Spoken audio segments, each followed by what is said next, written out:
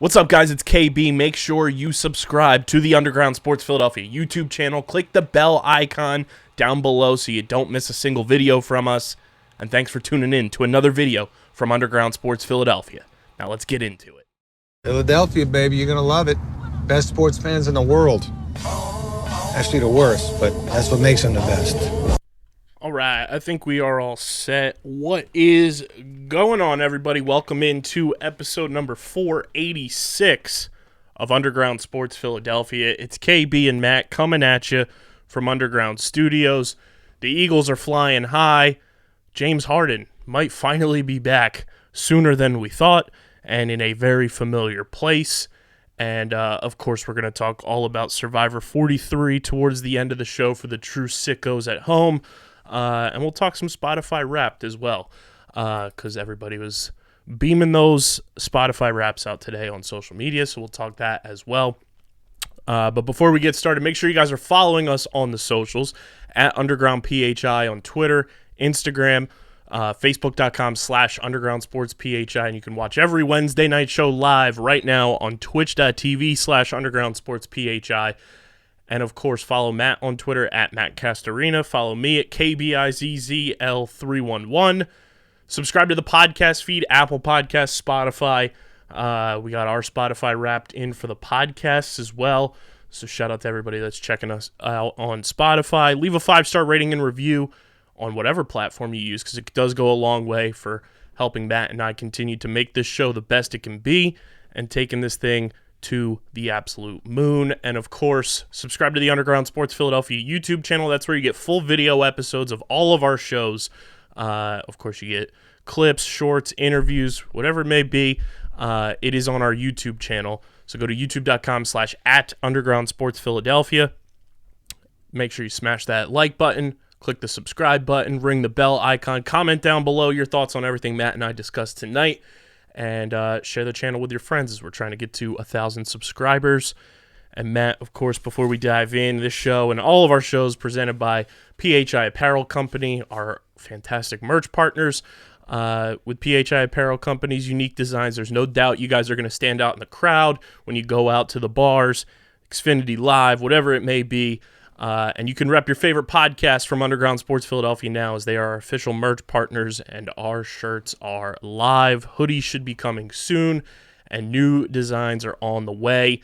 And you guys can use code UNDERGROUND at checkout for 10% off when you shop online at phiapparel.co. That's phiapparel.co. Use code UNDERGROUND for 10% off and rep your favorite podcasts. What's going on, Matt? Living the dream. The Philadelphia Eagles continue to live out their dream, as when we did our preseason predictions, the Green Bay Packers looked like a more formidable foe on paper, but they are able to take care of business on Sunday Night Football in the all-black uniforms, beat the Packers, improved to 10-1, and the Eagles are so good right now that somehow, some way, we've got crazy win-loss tie parlays this coming weekend against the Titans, that if this, and this happen, the Eagles clinch a playoff spot already. Yeah. The fact that you're not even in December and having those conversations is nice. Really, I think the magic number turns instead from like playoff to like clinching the 1 seed and guaranteeing home field advantage. I think that's probably the bigger thing at stake. I think it's weird too, because coming into the season, I don't know that the division looked as formidable. Yes. I mean, I don't even know if it's quiet, because I do think people are noticing, but I think it's still kind of quiet that this has been, I think by record, still by far the best in the NFL. It is not really the NFC and AFC East both are just like could conceivably send 4 teams to the playoffs. It's kind of funny because in years past it's been like the AFC, NFC West.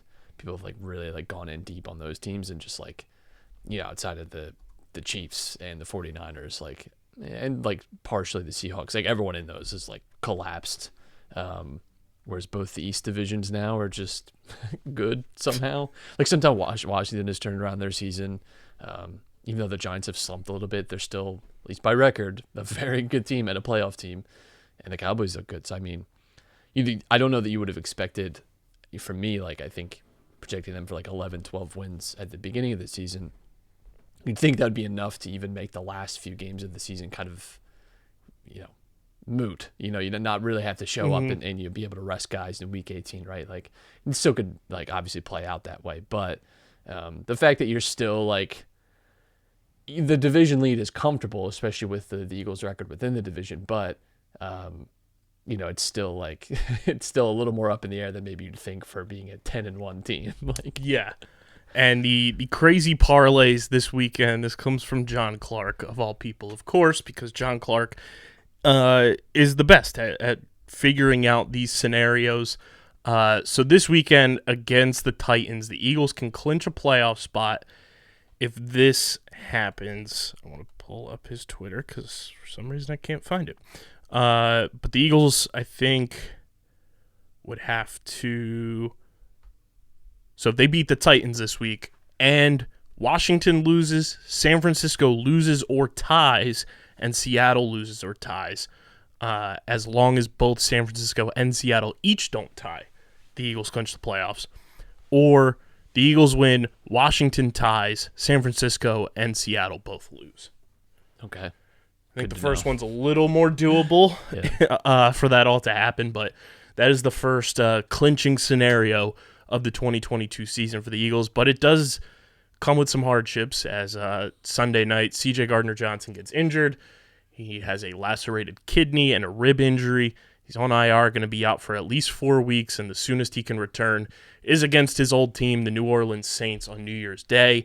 But Jordan Davis, his 21-day practice window opened today, so he could play as soon as this weekend against the Titans, which has kind of been the benchmark for him. But losing C.J. Gardner-Johnson in that secondary, who's leading the NFL in interceptions this year, has just been kind of like an aggressive, all-around solid safety for this team. That's going to be tough to replace unless, I don't know if you saw this, Matt, Malcolm Jenkins said he's still in shape and, if needed, could come back and play for a team this year. Well, he's got the video on the podcast, too, so I believe him. He certainly looks in shape still, but feels like CJ's regular season is probably done. I think with an injury like that, too, it's more like it's more like just as long as you can spend without getting hit and putting on hit, because I think you can still remain relatively like in shape with that. It's not like you've messed up a hamstring or a calf or something that's really going to limit your ability. Like, it's a lot of like pain tolerance stuff and just being careful with the guy. So I think like kind of ease him out for the rest of the season, put him on IR, right? And then even when he's eligible to return, I just feel like probably like thinking 4 weeks, the Eagles again could be,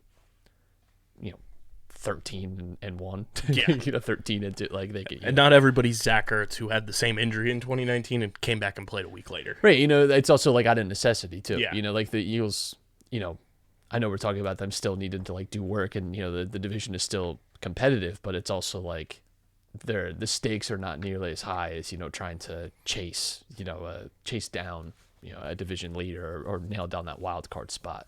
And I think that is kind of the benefit of being in this situation is not that you can like take your foot off the gas, but you can, I think, be a little more conservative with injuries and rotating guys, especially like this Eagles team, which has a few of their key players are older and could probably do with some management. Especially I'm thinking of like where this team has been most dominant on the offensive line. Like you can maybe give guys more breaks than maybe you would if you're really chasing a pack here. So that's a huge benefit.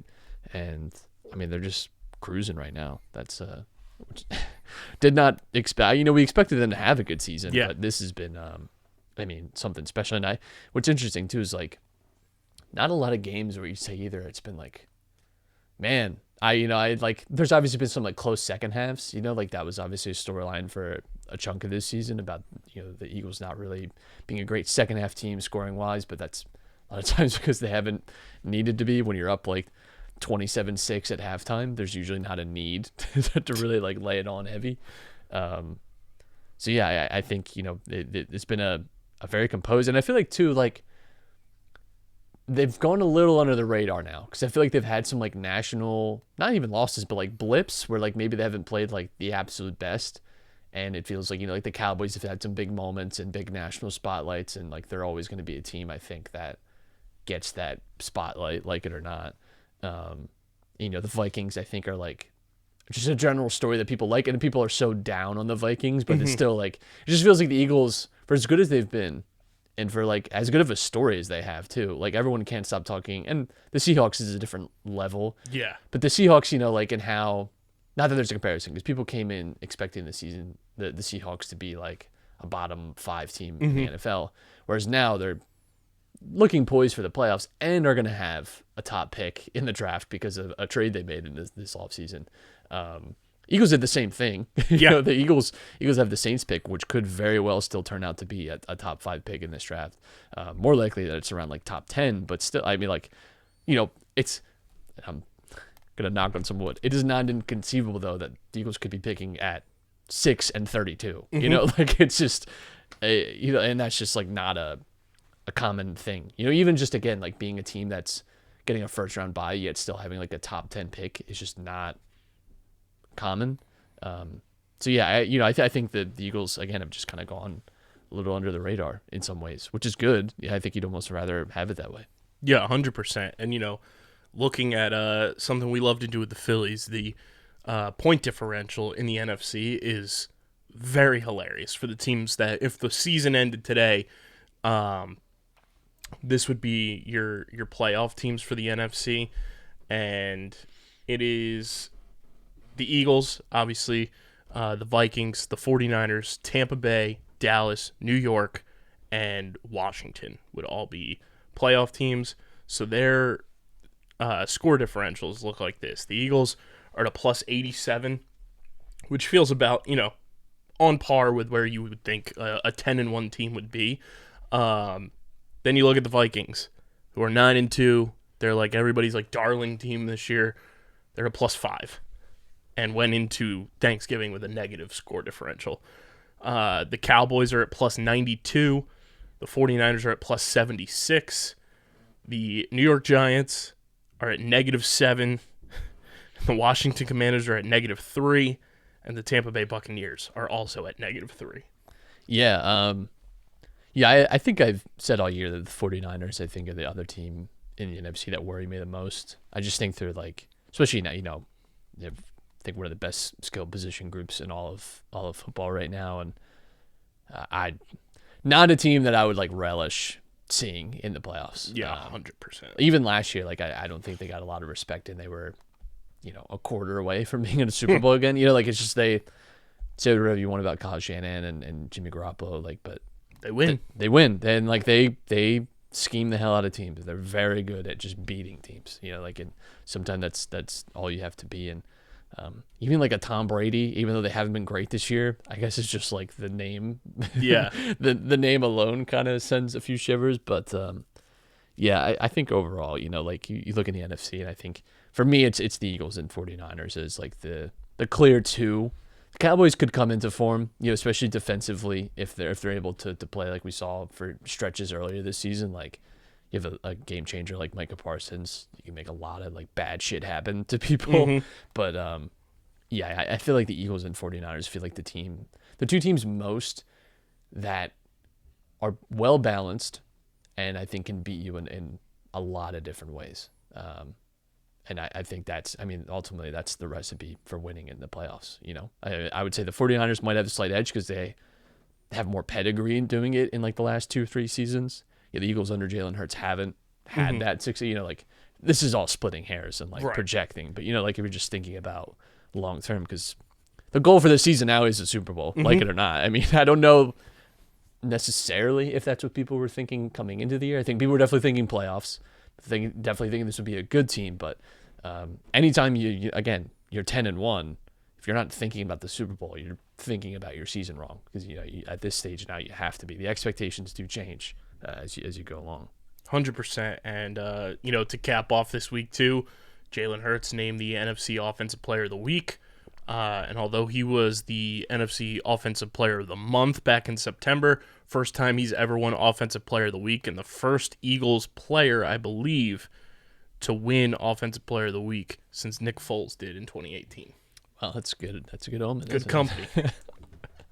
And I mean, we talked about it last week too, with how Jalen Hurts was able to kind of put the team on his back, win that Colts game. and that boosted some of his MVP pedigree. I think this Packers game did even more. Like, he broke NFL records, set NFL records that had never been touched before, was getting mentioned, in the same breath as Michael Vick for some of the rushing stats he was putting up, and we're talking, prime 2004 Atlanta Falcons Michael Vick.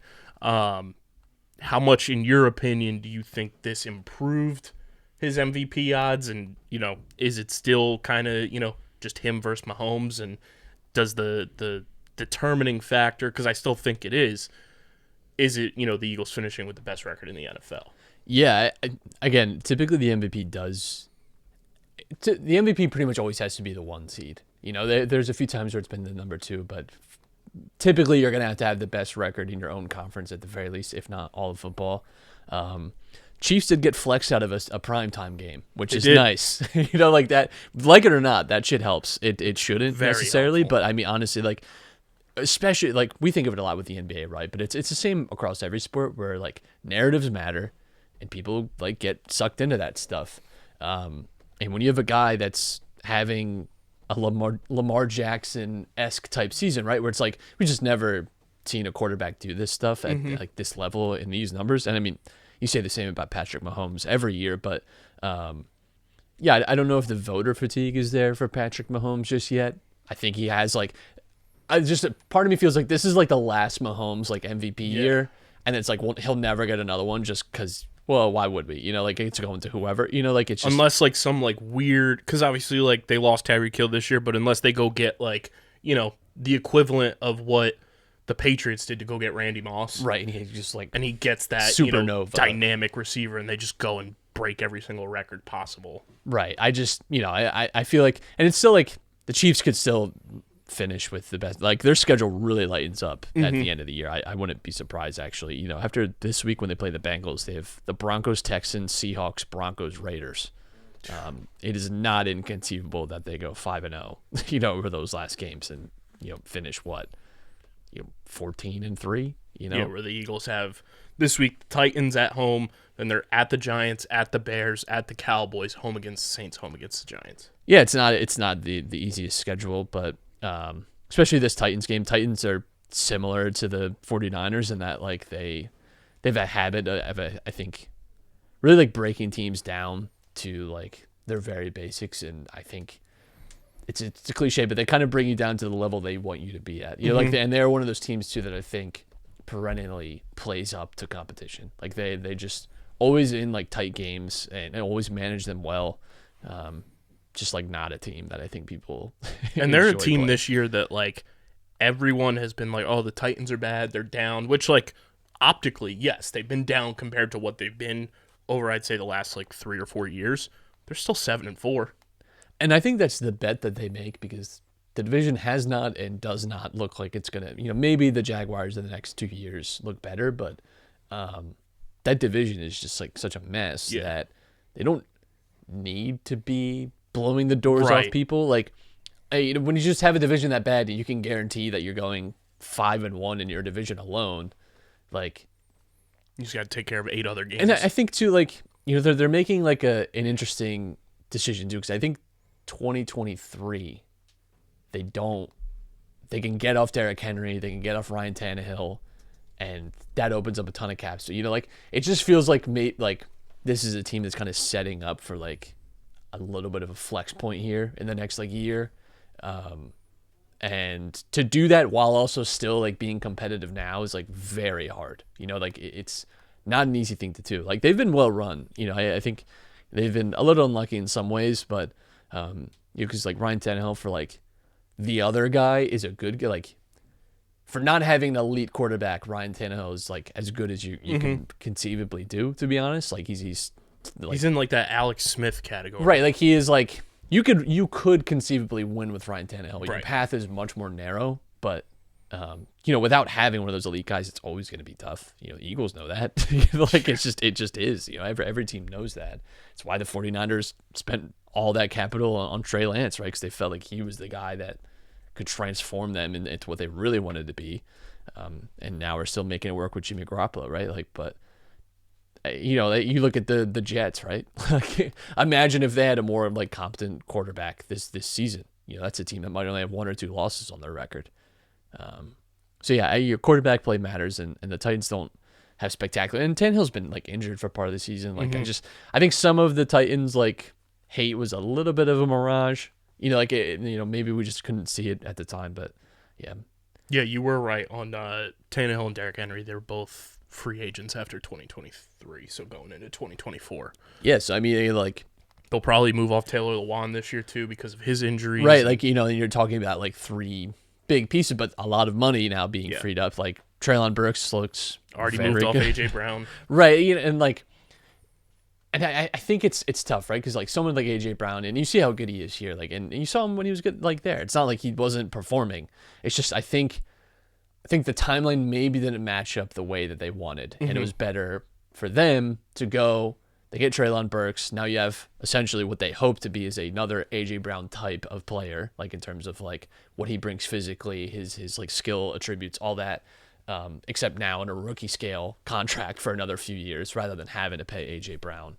Kind of like just a organizational decision, which I don't think is terrible. Like it's one of those trades too, where I think both teams got what they wanted. It's like no one really shits on the Bills for trading away Justin Jefferson, right? Yeah. Because they got Stephon Diggs, and it's worked out great for them. Like it's just not every trade has to have like the. I feel like we don't talk about that a lot either. No, because it's worked out. Because it worked out so well. Because the Bills, are still, one of the favorites for a Super Bowl, and Stephon Diggs has been great, and Josh Allen has been great, and it's like, well, that's just it. But it worked out good for everyone involved. Everyone got what they wanted. We talk more about Justin Jefferson, Jalen Reagor than we do about that trade. Right, because it's just like such a disparity in talent level that it's like, Christ.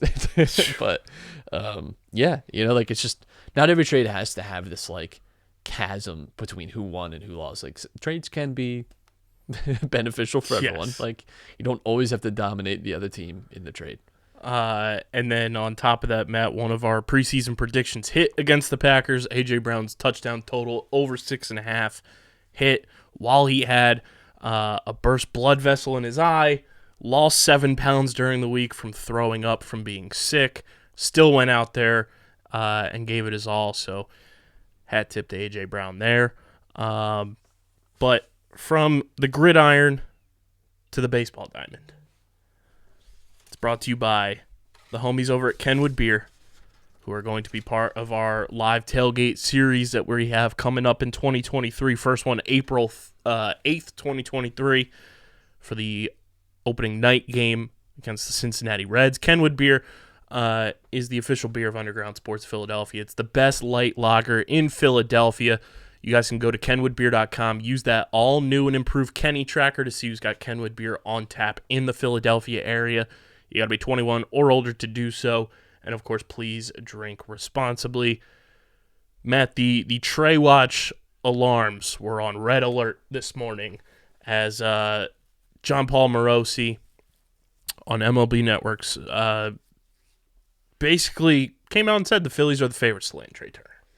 Yeah. And will be one of the favorites to land one of the 4 superstar shortstops. It feels like no matter what. It feels very Machado Harper in that it's like it's one of these guys. Like we don't necessarily know who. And I mean, Trea Turner is probably everyone's like top pick, and I'm not gonna like blink at any of these guys. I think the money has to be right. Right. Not that I care about, but like you don't want to be signing like terrible contracts because that is how you really like blow this opportunity that the Phillies have right now. But Trea Turner would be great. I just hope it's done quickly. Like whoever it is, whatever it is, like I want it done. Which they did mention that too. Harold Reynolds and John Paul Morosi said a lot of these teams' front offices are like the teams that are in the mix. They're kind of like urging them because they don't want it to linger into February and March. It's a World Baseball Classic year as well, so they want the market to kind of like take shape so the guys that are playing in the World Baseball Classic can go and play in the WBC, and then the other guys can go to spring training. They think a lot of these big-name deals are going to happen first this year, which is kind of a flip of the script from what we've had in years past, and they think some of the stuff could pop off at the winter meetings. That'd be great. I do feel like they say that every year. I agree. I do feel like every year's like, well, the winter meetings, they all get in the room, and then it's like, okay. It always feels like the winter meetings is more trade heavy. Right. Because the GMs are there to all kind of talk. Like honestly, like the GMs all being in a place doesn't help free agency in any way. And I think it's more like the baseball writers like it because everyone is in one place. Yeah. And it is very easy to like, have a conversation with someone and then go into another conversation with, like, it's just easy for their job, I think, is why they like the winter meeting so much. Because I feel like every baseball writer, well, once the winter meeting, so it's like, okay. I can't tell you that anything has ever happened of like great note at the winter meeting that immediately jumps to mind, and it just feels like every offseason. I'm not hating, but it just feels like every offseason. Yeah, I'm like trying to think of anything. Like, every offseason, it's the winter meetings. It is. I don't know if the Cliff Miss was during the winter meetings or not, because everything is like changed and schedules have been different, since 2011. But that's like the last time I like first memory, like December big free agent signing was Cliff Lee.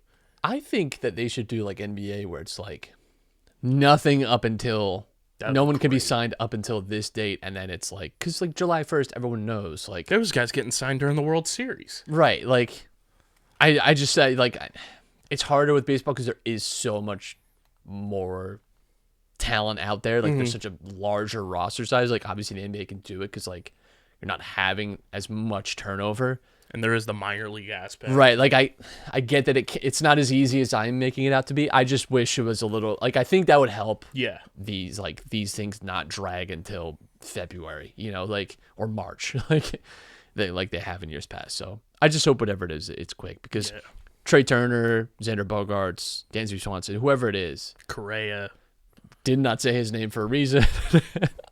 I would like, that's like one of the few players that I would like not at all want to root for. Yeah.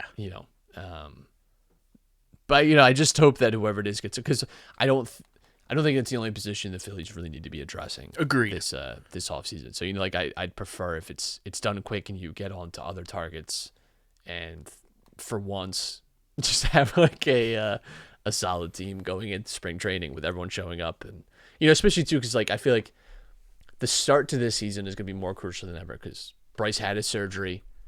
Probably not back batting until All-Star break, right? Yeah, they said the soonest he can come back is like right after the All-Star break. And then throwing until they said late season would be feels like DH for the year. Yeah, like which is, whatever. We did that for this entire year and it worked out pretty good in some ways at least, but I think it's more important than ever that you have that good start to the season. And I'm, considering that we're not having Joe Girardi start off the year, maybe that's what it takes. But and then on the MLB offseason front, this is a guy I talked about as part of my dream trade deadline, and I got roasted on Twitter for it just because they were like, he's under contract until 2026. They're not going to move off of him.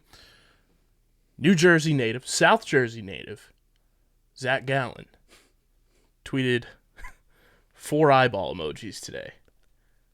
Everybody lost their shit. The comments, everything underneath is, he's Philly, Phillies, Phillies, Phillies. If Dave Dombrowski somehow pulls off a mega trade for Zach Gallen this offseason, that in and of itself, even before the rumored shortstop stuff, is a win for this offseason. Because then you have a rotation, this is all hypothetical, obviously, of Wheeler, Nola, Zach Gallen, Ranger Suarez, insert 5th starter here. That's 4 aces again. Yeah. Like, for the people at home who are not too familiar with Zach Gallen, I'm going to give you a little rundown here. Not only, he's from Gibbsboro, New Jersey. Not only is he stupid good, he's 27 years old. And these were his stats last season for a pretty bad and mediocre Arizona Diamondbacks team. He had a 5.1 wins above replacement. He went 12-4 with a 2.54 ERA in 31 games, pitched 184 innings, 192 strikeouts, and a .913 whip. Well, I feel like I really feel like the Phillies do need to come out of this offseason, whether it's through free agency or trade, with another like star pitcher, because and this is like not me blaming Nolan Wheeler, but you could see like what the effect of the last like 2 seasons has had on them, like cumulative in the playoff run, even before you get to the Astros series. You could see like a little cracks, and then again, not blaming them for that at all, right? Like it's just like what we expected of them and the workload we gave them was at times historic. So if you can come out with a third like genuine star and then have someone like Ranger, right, and then whoever emerges for that 5th spot throughout the year, right? Like I think that is, because ultimately too, like what this team is aiming towards is being back in the playoffs and being back in a World Series, and ultimately having like 4 strong starters is what you need. That 5th guy becomes a little less relevant, so yeah, I really would love that. And again, if that's trade, whatever it is, that has been the MO of this team, is like, say whatever you want about them over the last few years. Like they have been willing to spend the money. They have been willing to push the chips in and give up prospects.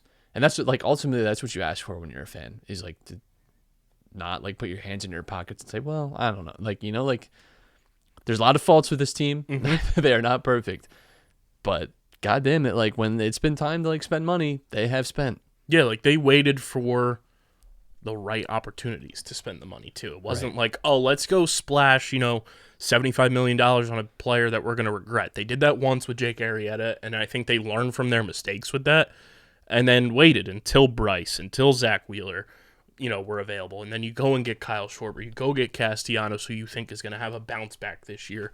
I think they've been very calculated towards the end of the Klentak McPhail debacle in the front office, and then with Dave Dombrowski and Sam Falt kind of taking over and fixing the mess and picking up the pieces that were left behind with kind of a just half-assed front office.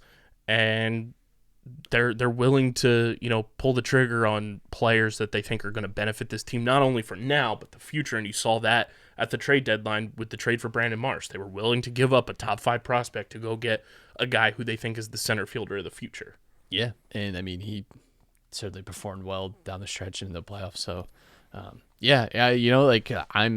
willing to just sit. It's kind of funny. Like, I feel like maybe a year and a half ago, besides the Flyers, who were just dead to me, but this would probably be the front office that I'd probably trust the least with my life. Mm-hmm. I'd be like, and now, like, not saying that's completely switched, but I'm like, I don't know. I actually think maybe we're onto something, and maybe that's because of certain people no longer being in charge that I feel that way. And I think it even like gets additional like trust, because Dombrowski last week signed that contract extension to be here through 2027. So it's like he sees the vision here. He sees opportunity here, where everyone was like, oh, once his contract's up, he's going to go back to Nashville and try to get expansion rocking and rolling in Nashville. But him signing that contract, I think, is going to go down as one of the more underrated aspects of this offseason, because it is, just one of those quick blip on the radar stories. But the fact that you're going to have, an anchor at your president of baseball operations now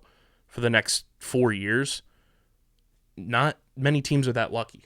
Yeah, definitely. Like, you see teams move on from guys in their front office, or they get, pillaged from other teams trying to find their next guy. And, look at us a few years ago when we wanted Chaim Bloom, goes to the Red Sox, and the Red Sox are now on the precipice of losing, superstar players in Mookie Betts, Xander Bogaerts, and potentially Rafael Devers. Well, that's because they're selling Liverpool. They're trying to. I think they're now the sports game. But you know who they do have? They got to pay those that New Jersey Devils bill, right, or the Pittsburgh Penguins bill. Deal. Yeah, they're trying to get. I think they're trying to. The rumor is they're trying to get in on the Phoenix Suns. That is the. Don't know if that's true, but that is the noise. That'd be interesting. That is the noise about all that, because they're standing to make about $3 billion off Liverpool. So. Got money to spend. Yes, they do.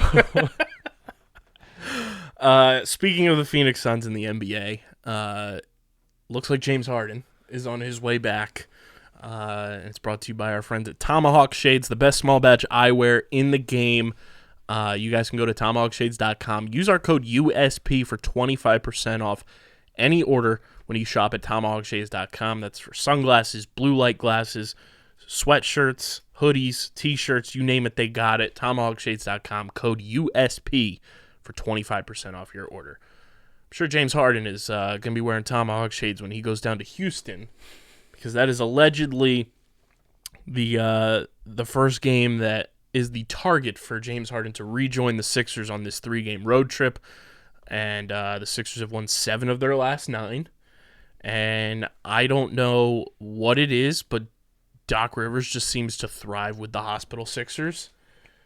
And as soon as the superstars are back, it's like he forgets what to do with his hands, like he's Ricky Bobby. He's like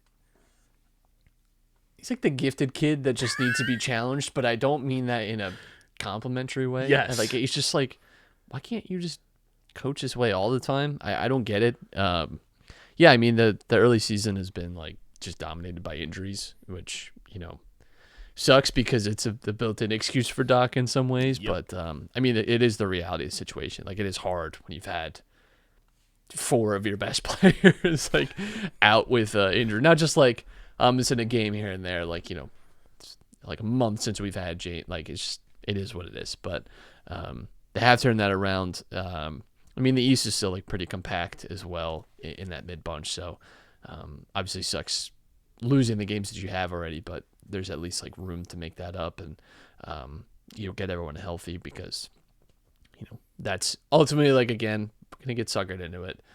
But, like, the playoffs is what matters with this team. Yep. Christ, I'm not in the mental space to be like back for Half game back of the 4 seed. And then you start talking to yourself into home court advantage, Yep. and you're like, that matters. Can't wait for the spectacular fireworks display of how we... Can't wait for the just unbelievable bell ringing option, and then we embarrass ourselves. Just the absolute back. But we could have Obama ring the bell. We'd let that man down. Oh, my We could get the Dalai Lama to ring the bell, and we'd still somehow lose the game. This team, man. Yeah, well, that's why we love him, right? Apparently, Tyrese Maxey's out of his walking boot as well, which is a great sign. Not only just for the team, but for him in general, because he is he's like the juice of this team. It's like Embiid is the superstar, but Maxey is like the nitrous that you put into the superstar. Yeah, I do think one of the good things about the Sixers here too is that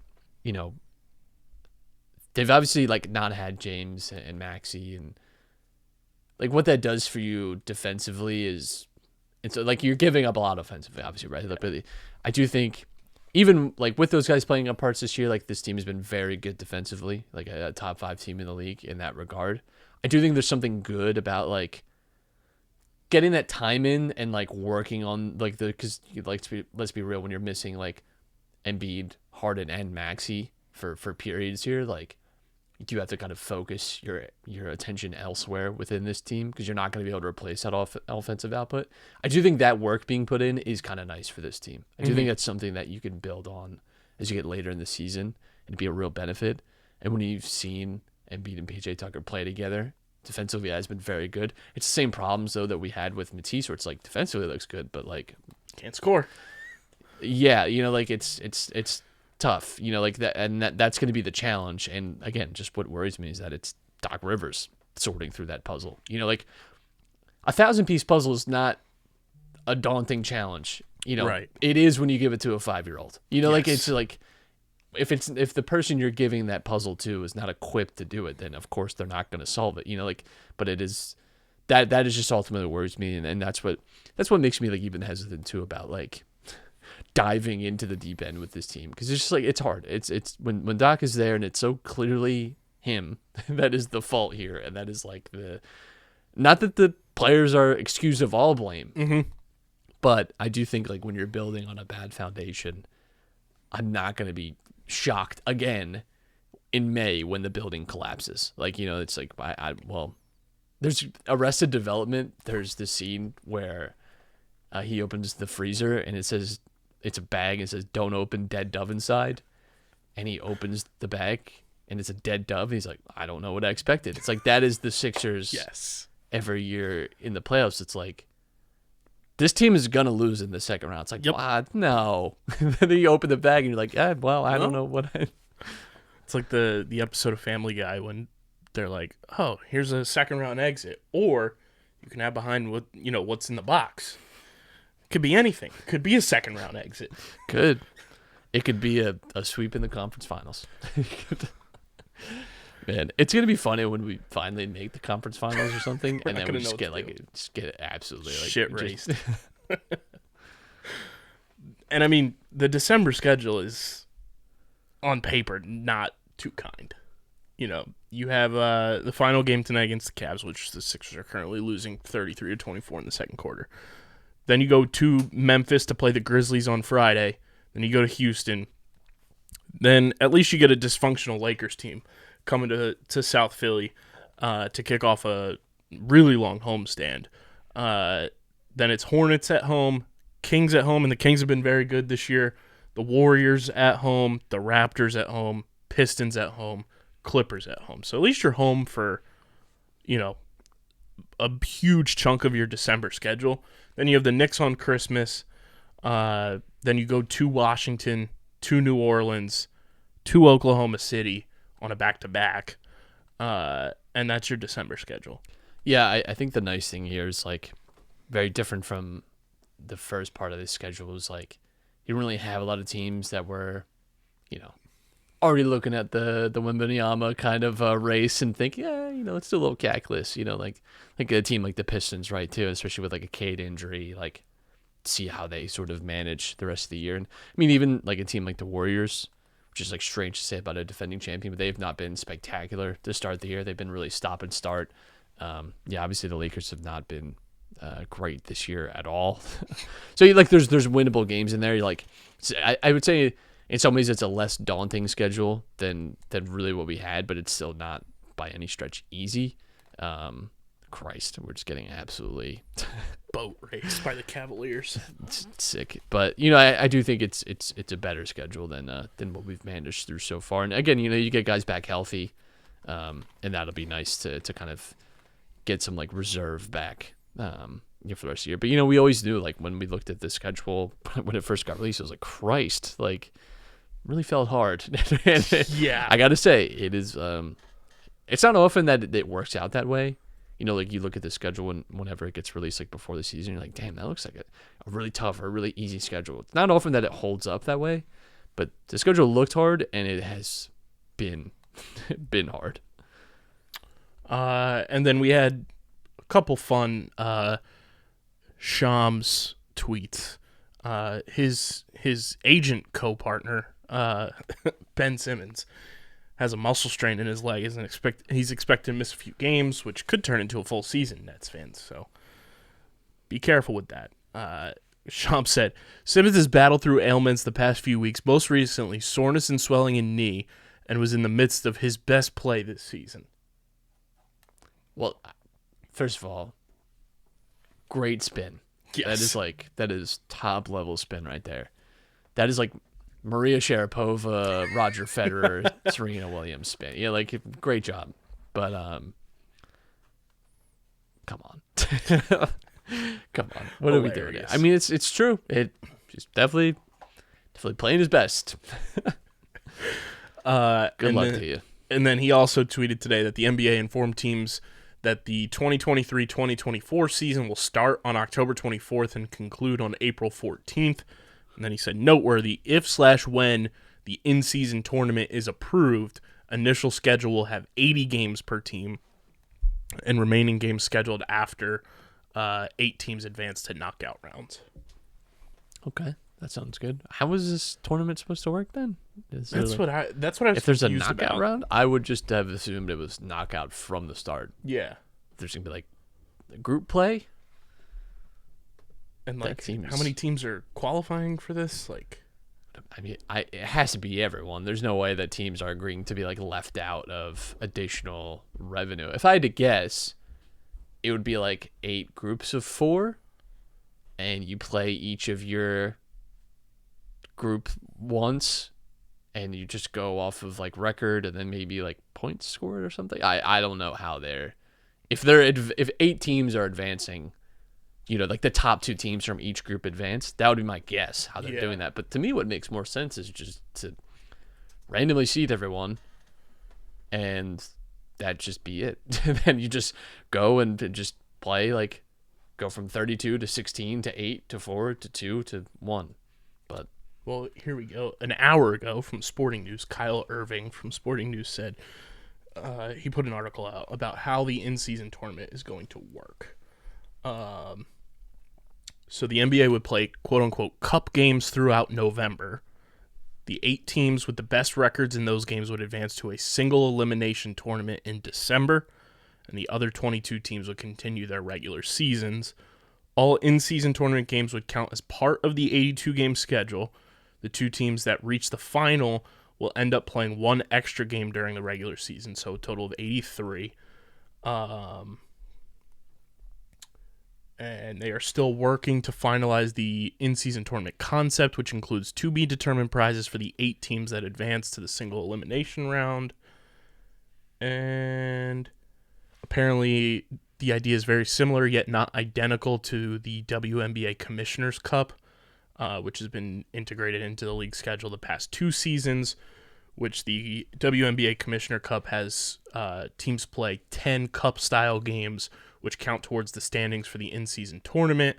The games also count towards each team's overall record, just as they would in the NBA's reported in-season tournament. And where the 2 formats appear to differ is that the WNBA Commissioner's Cup, the teams with the best record in each conference face off in a single elimination championship game, and the NBA's proposed in-season tournament would have an 8-team single elimination tournament to decide the winner. And then for reference, the Commissioner's Cup in the WNBA has a prize pool of $500,000, and an additional $165,000 goes to charitable and civic organizations. All right. I mean, if it makes November basketball like interesting, which I think is the point. I think that's the point with a lot of this, is to make this part of the year feel like it matters. But it is tough because and it's the same with every sport, except for football, where it's like, because football there's only so few games, right. But like when you have 82 games, 162 games, it's just hard to care about April or November, like if you're in hockey or basketball. It's just I'm thinking of all the teams that have performed well in the playoffs, or think of the Celtics last year, right, of what their November and December looked like as compared to their May and June, right. And just what a drastically different team that was. It's just that.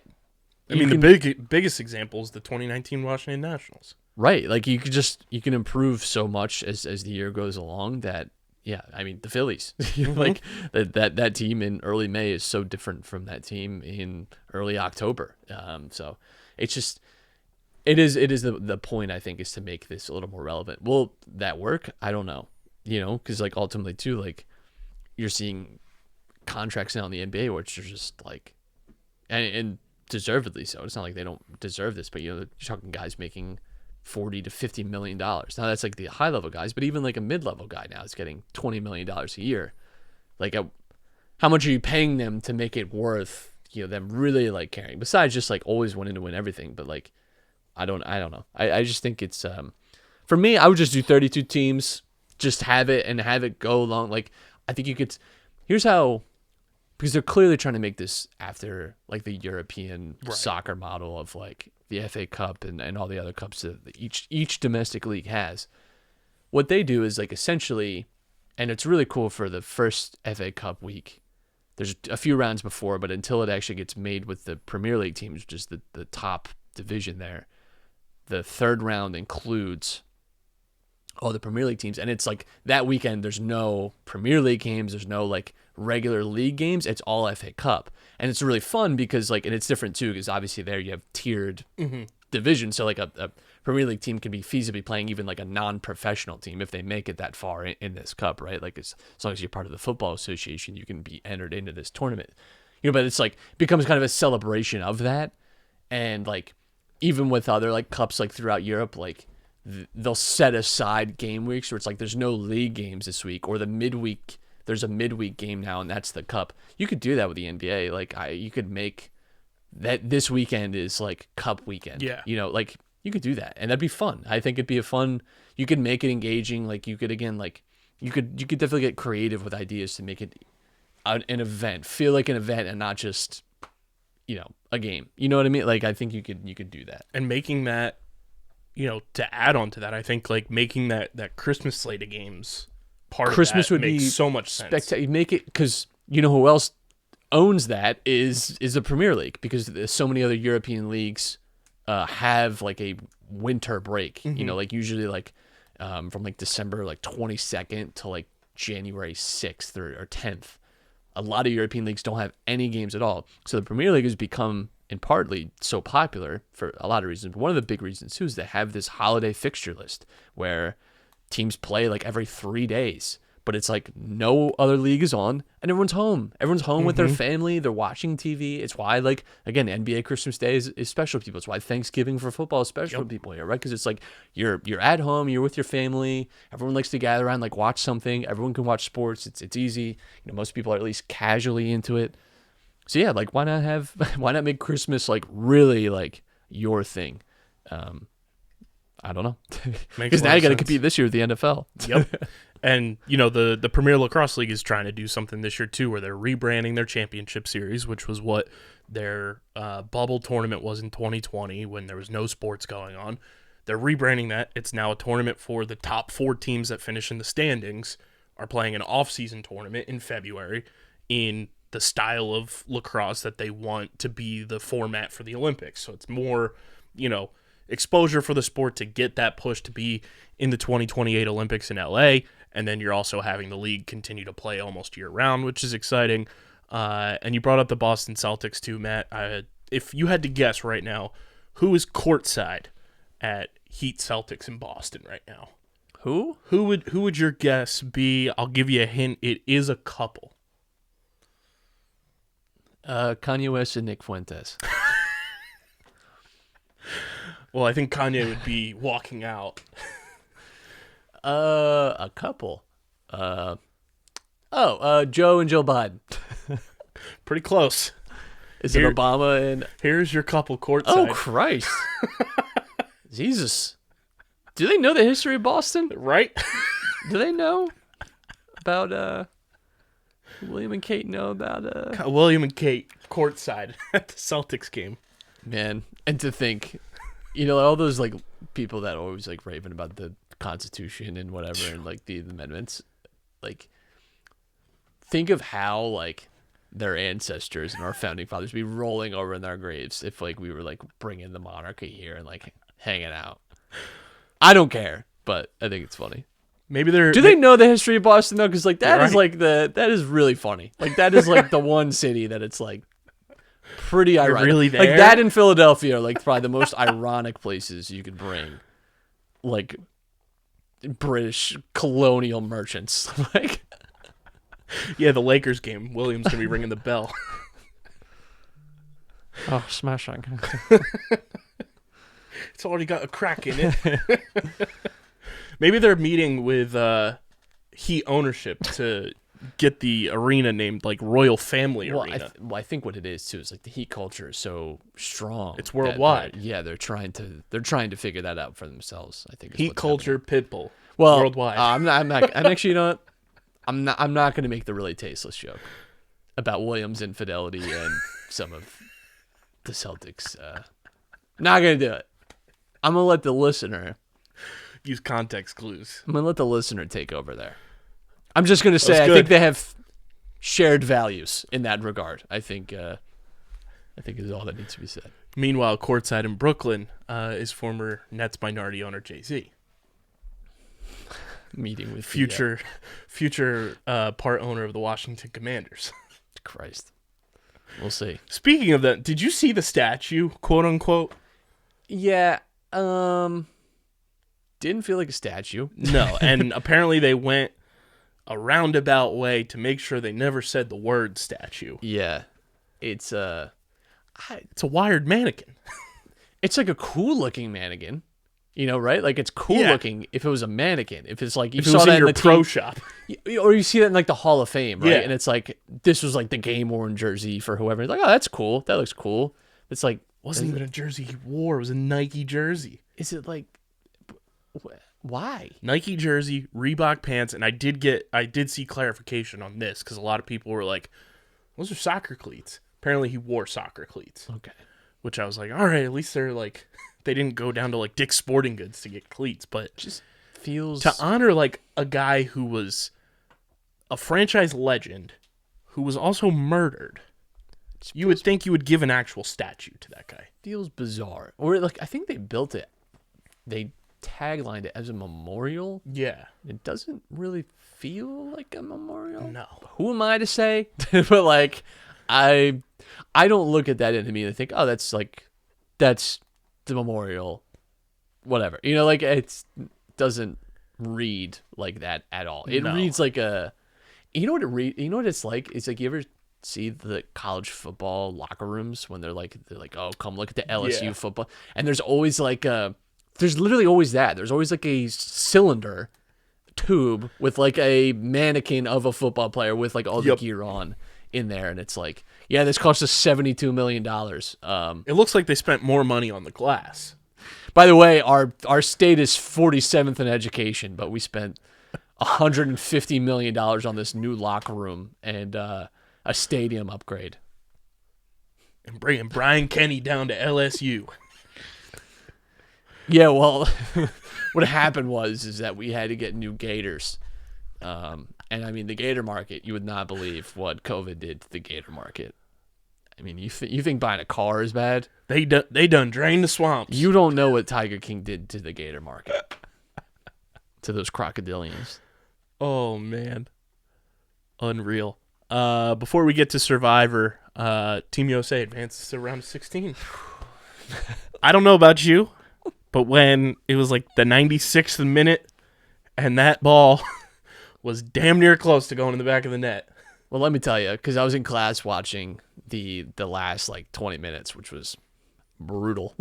What was even worse is that I didn't obviously have sound, so I'm seeing like the Iran players clearly like signaling for a penalty. I'm like, oh my god, like I'm at that like, am I gonna have to have an emotional breakdown in class? Then you see the replay. I mean, just amazing. The World Cup is like really delivered on the drama every day in the like final group stages. Every game that has been built up to have some drama to it has had such. You know, like even earlier yesterday, you had, Senegal and Ecuador. Like that was a back and forth game, right? Like you've had these moments which have been really exciting today. We had Argentina, Poland, Mexico, Saudi Arabia, all alive on the last day, all with the ability to get out. It started coming down to fair Fifth play tiebreakers. points. Yeah, like I mean, it's very rare that happens. Although, funnily enough, it did happen last World Cup with Senegal and Japan. But yeah, U.S. going through is it's massive. I mean, like it's hard to like sum up in words because it's just like this team obviously misses out on 2018 and that is so frustrating, but that was certainly at a time where I think the US was probably at its weakest this like century, honestly. Was like from like 16, probably like 15 to 18 was when this team was at its probably its worst and least talented and least directionless. And I don't love Greg Berhalter, but he has done a lot of good things. And I do think one of the strengths is like, and we talked about this, I think even on here, I even think on Top Bins about like that Wales game where it's like, saw this team be able to operate really well against a low block. Like they were good in possession. They were able to create chances. And you saw that really to their benefit against Iran. I thought they were very good in that game, well deserving of the 3 points. Huge moment. And I just think, again, like, and listen, the Netherlands are not an easy team. They're a team that I bet on to win the World Cup. So I got a nice hedge opportunity at least. But as far as like a team that you're going to face that topped their group, I would say the Netherlands are one of the better teams that you could get because, both teams have been very good defensively. U.S. hasn't allowed a goal out of open play. And when you consider like, Wales not the best, but still were able to score off a penalty. But England, high attacking team, a lot of attacking talent, held them to a shutout, and deservedly so too. There really weren't that many chances for England in that game. And Iran, similarly, there weren't a ton of chances for Iran in that game. So, and Netherlands have struggled to create a lot of opportunities. Like, it is a winnable game for the U.S. They not guaranteed anything out of it, right? But like, as far as opponents go, it is winnable for them. And I mean, really all you want to do is like make it out of your group and give yourself the chance. It's similar to like the Phillies. It's like, just get us to the wild card, like you don't know what could happen. So, I'm excited. It's the best. The World Cup has been a lot of fun. Again, just the drama of the games has been really, really good. We've really gotten like good quality games out of this. There's obviously been some like stinker 0-0s, but overall, like it's been really exciting. Yeah, I mean, Christian Pulisic put his nuts on the line, literally. Well, it's a pelvic contusion, read between the lines, literally. And but says he's gonna be good for Saturday. Yeah, it feels like something that he's just gonna have to like. He can probably play it through a little, but it's better than anything like obviously being broken, his World Cup being over. But and Brendan Aronson taking over for him. Yeah, the two PA boys. The two PA boys. Yeah, I mean, and that's the thing too to keep in mind is like his team is stupid young. Yeah. Youngest team in the knockout round, I think now. Yeah. So, and that's something they're obviously building towards in 2026 when the U.S. is one of the hosts. Like having this team and.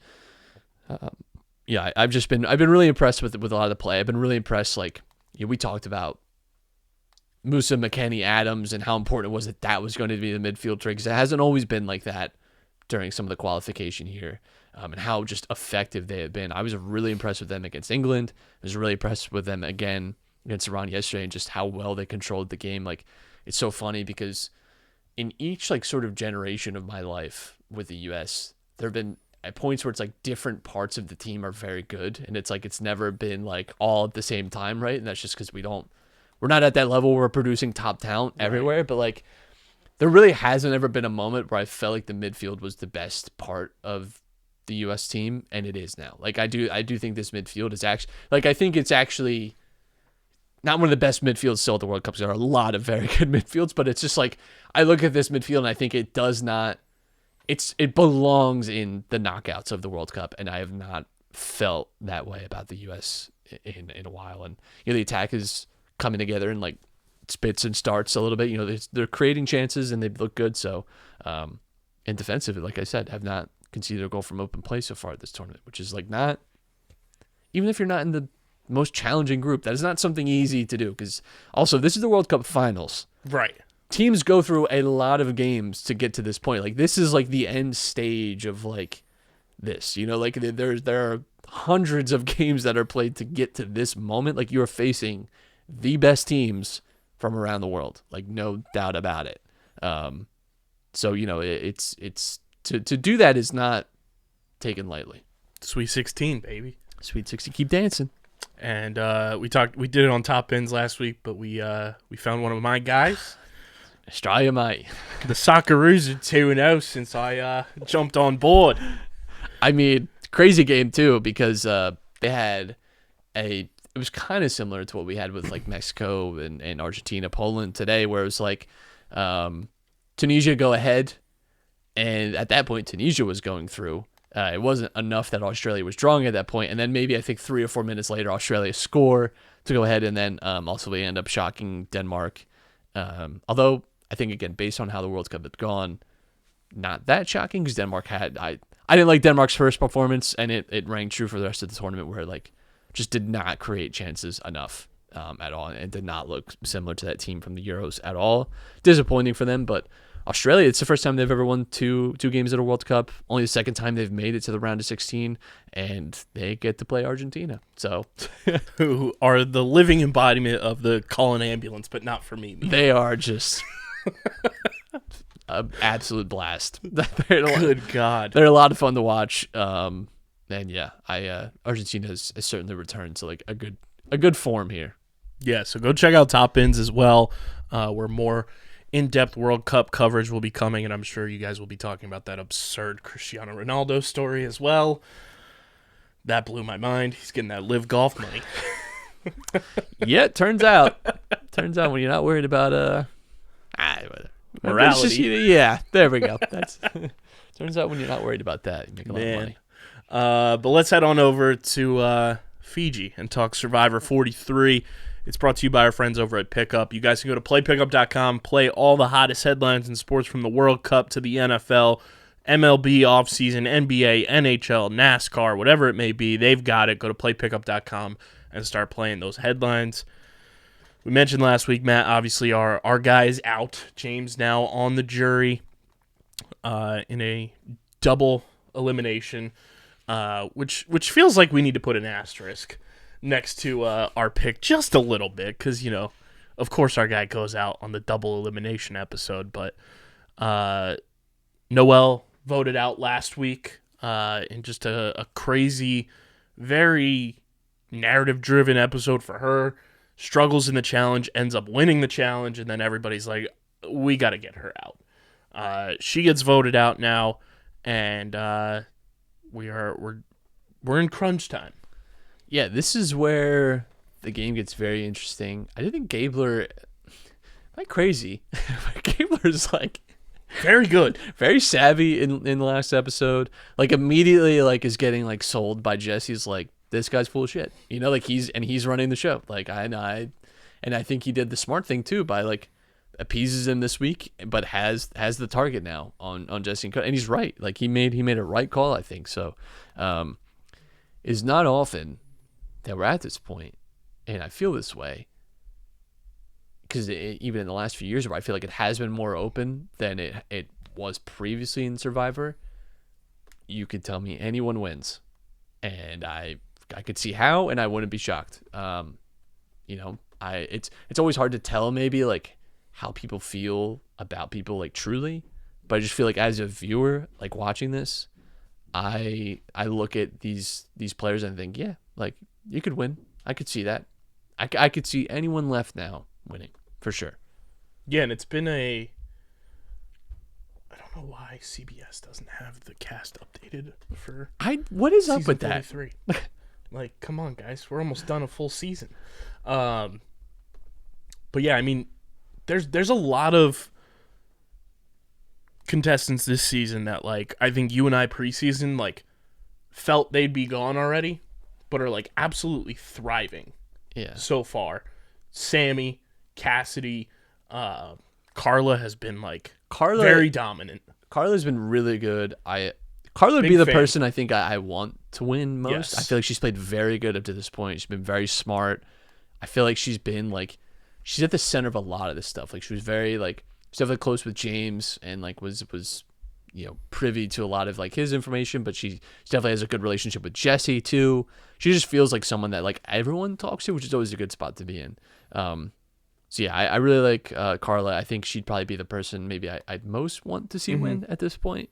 But yeah, like I said, everyone on that list I think has played a good game so far. Jesse's been like sneaky good. I think again though, Gabler like spotted him. And I think he has now been he was playing sneaky, and I think he stuck his toes out just a little much, and he had to do it. Like he was doing what he felt was best for his game. It's not like I don't know that he made like an error, but just sometimes you become a little too seen.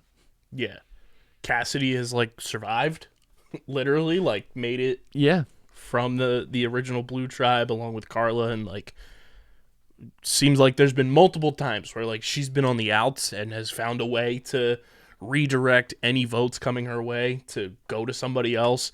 And then Owen has been like one of the bigger wild cards, I think, of the last like 5 seasons. Owen has looked good. Don't know where he is with like alliances or anything, but he's there still. And again, another guy I think he makes it to the end.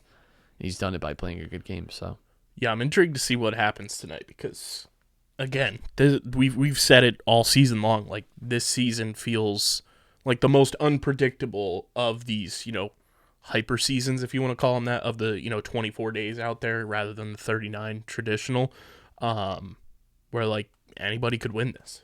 Yeah, absolutely, which is exciting. I think that makes it like, Survivor has like flaws still. Like it's not perfect, but I do think like one of the nice things now is like does feel like, and I think this is again a credit to the diversity casting too, where it's like when you get so many people from like all different backgrounds, I feel like it's refreshing as if you were to see that, because you're seeing like what the world surrounds you is more like accurately represented by, but also like I just feel like you're getting like different perspectives and different ways of playing the game, and I just think too like the people have been interesting to watch. I think they've been exciting, like it's been good television. Like I have actually like some of the game stuff I have not enjoyed, but like I've never felt like the players, I've never felt like the people I'm watching on the screen are maybe why I've been like rolling my eyes. Yeah. You know what I mean? Like, and that has been the case in Survivor in recent history, where it's been like, he's such a schmuck. You know, like there's been some really awful people, Yes. you know, but even outside like the awful people, like the truly just like terrible,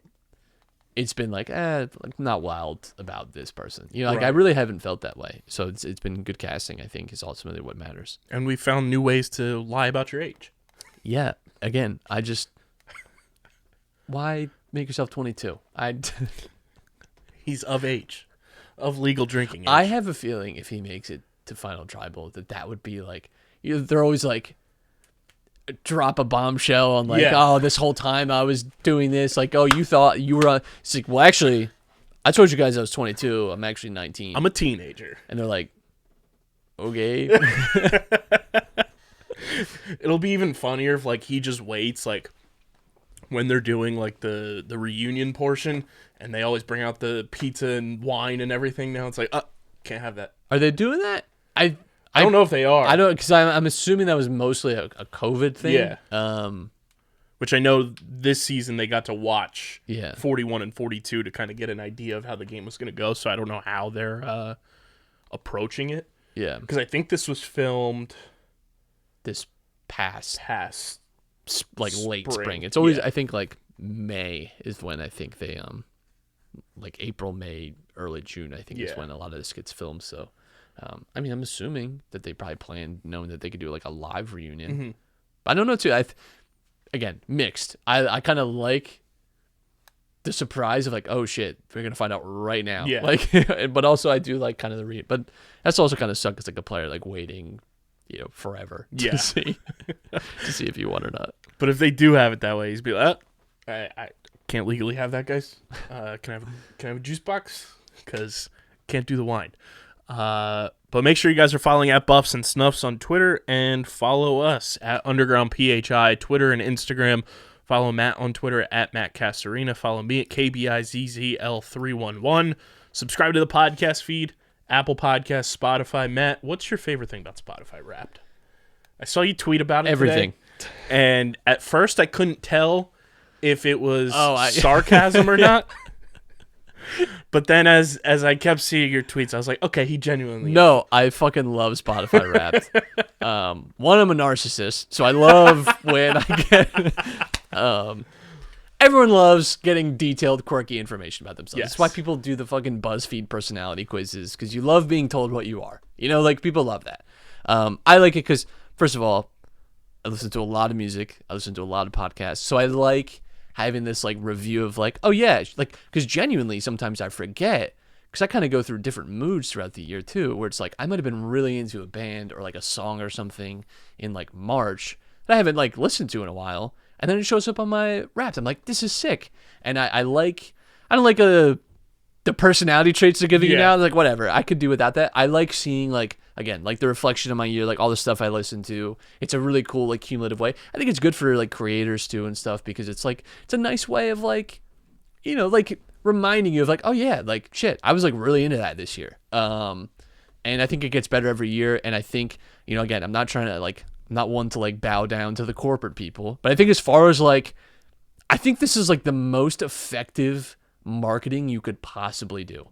Because for the next 2 days, this is all people see on their Twitter, on their Instagram, is this. And it makes, genuinely, I am sure that there are people, and people are going to think I'm crazy for saying that, but I'm sure that there are people that have Spotify simply because of Wrapped. Simply because they know that they will also get to post about their Wrapped. Because listen, I've seen all the Apple Music ones, all the other stuff. Good for you. It does not look as... maybe that makes me shallow, I don't know. But I'm just telling you, I know for a fact people will get Spotify, just for Spotify Wrapped. I think it's great. And I genuinely like seeing what other people are listening to. Like I've like got turned on to like so much like music and podcasts. Like I love when people share the podcasts they listen to, because like I'm just genuinely always looking for a new one. I'll try like anything at least once. So I like it. I like seeing what people are into. I'm always like open to like hearing new music because I'm not like picky at all. Fucking love Spotify Wrapped, man. It is I started Googling last week. I was like, when does Spotify Wrapped come out? 'Cause like I know it's around this time of year always, and I'm like, yeah, I gotta start getting ready. And this year did not disappoint. So Yeah, this year you got like little artist messages.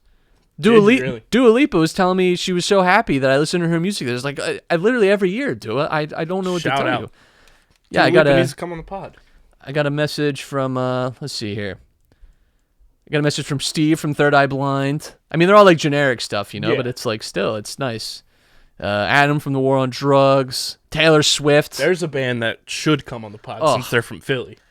So it turns out you may have listened to a lot of my music this year because I'm one of your Spotify Wrapped artists this year. Thank you for giving me so much to be grateful for this holiday season, and I just love you. That's all I wanted to say. Thank you. Thanks, Taylor. You're welcome. By the way, I don't think I set you over the edge. I think, but yeah, it's cool. I think it's and now too, like you can go, on like your Wrapped, and below it, like if you scroll, it like has like merch for all your favorite artists from that year too. So you can immediately go like, oh yeah, cool. Like I didn't realize like. That's a cool ass shirt. Like I can go like to their website now and buy that. Like that's cool. Like I know Spotify isn't great for artists. I'm not gonna like again. But that does help. Right. Like I know it's a problematic platform. I'm not pretending like there are no issues here. But like it's also like I do think it's cool. I do think it drives a lot of engagement. And I think it's, you know, it's my shit. I love Spotify Wrapped. Yeah, the War on Drugs, come on this podcast. We got our Spotify Wrapped for the pod. We'll go through it here to end the show. Spotify, not a sponsor or owner of the pod, but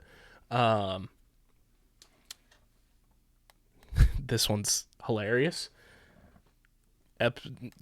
Chapter 1 of Color Star Chronicles was our number one listened to episode this year. 144% more streams on Spotify than the average episode. That tracks. Rightfully so.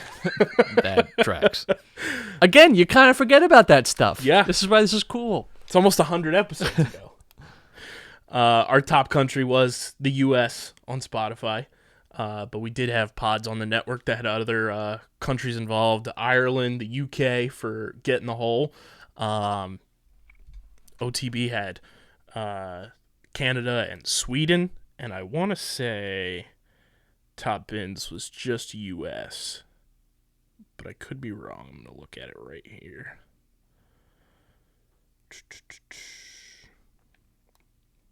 Yeah, I think it was just U.S. But still very cool to kind of just see where you rank country-wise and everything like that. And then Underground Sports Philadelphia from April 17th to April 23rd. 225% more listeners compared to our average week. Don't know if that was more Color Star. I think that had to have been playoff Sixers. Yeah, or close to. Or like the end of the season, actually, because the season went late last year. Yeah. I'm trying to think of what happened in April of last year. Okay. Couldn't tell you. Could not tell you. It was like the start of the Philly season. Yeah, but it wasn't even like Girardi getting fired yet. Right. And then in terms of sharing being caring, we were in the top 20% of most shared globally for podcasts, which is pretty neat. Mostly direct link, Facebook, text message, and then 1% other, which I don't know what other classifies as because I've seen a number of our shows get distributed like Snapchat, WhatsApp. So I don't know what other constitutes of, but if anyone from Spotify wants to let us know. Apparently our fans are enthusiasts because when their favorite podcast releases a new episode, they're among the first to know, going above and beyond to support their show. Shout out to the loyal listeners. And then they asked if we've been working out, which cannot confirm nor deny, but we had a 52% increase in listeners this year. Okay, so I think I found April 28th episode was then they dive into the stress and anxiety that the Sixers are giving them. Try to figure out why Doc Rivers can't close out a series to save his life, and Ben Simmons and the Nets getting swept out of the playoffs. Then they discuss the NFL draft and why the buzz just doesn't seem to be there this year. Yeah. There it is. So there was some big stuff happening. I had to know before. Yeah, that was gonna eat me alive. 52% increase in listeners on Spotify this year, 23% in followers, 7% in streams increase. So shout out to everybody who followed, downloaded, and listened. And then the full-blown recap little icon here for the overall.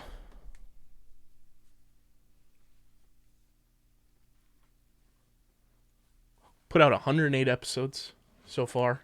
Obviously, we have all of December to go. 6,000 minutes of podcasts. And then... Don't know why that disappeared. After I just praised you, Spotify. This is what you do to me. 3 countries and then 52% increase in listeners. So shout out to the Spotify listeners of the podcast. We put out a whole bunch of screenshots for all of our other podcasts. This one will go out as well. But Matt and I appreciate all the support and the listeners and everything from whatever platform you listen on. But like you said, Spotify Wrapped is very fun to kind of tune into. I am an Apple Music listener, and I got my Apple Music Rewind, and it was all Callum Scott. And you know, I saw quite a few people repping Callum Scott as their top artist, and God bless them. I had Callum Scott. I had Bryson Stott's walk-up song in my top 3. Arkell's in my top 5, which shout out to them. They were going to commercial music on Sunday Night Football, which was pretty neat. So shout out to the boys. But if we're in your Spotify Wrap for podcasts too, tweet at us at UndergroundPHI. Tag us on Instagram. Let us know if we're in your Spotify Wrapped, and make sure you guys subscribe to the podcast feed as well. Keep boosting the numbies up there and helping Matt and I make this show the best it can possibly be, if not better. And then subscribe to the Underground Sports Philadelphia YouTube channel, where you get full video episodes of every podcast on our network. Smash the like button, ring the bell icon, comment down below your thoughts on everything we talked about tonight. Let us know your Spotify Wrapped as well. And big shout out to our sponsors who make this show happen. Main Auto LLC, Security 21 Security Systems, Paul J. Gillespie Incorporated, and the Dental Wellness Center of Vineland. But this has been episode number 486 of Underground Sports Philadelphia. For Matt, I'm KB. Until next time, we're getting the heck out of here. Peace.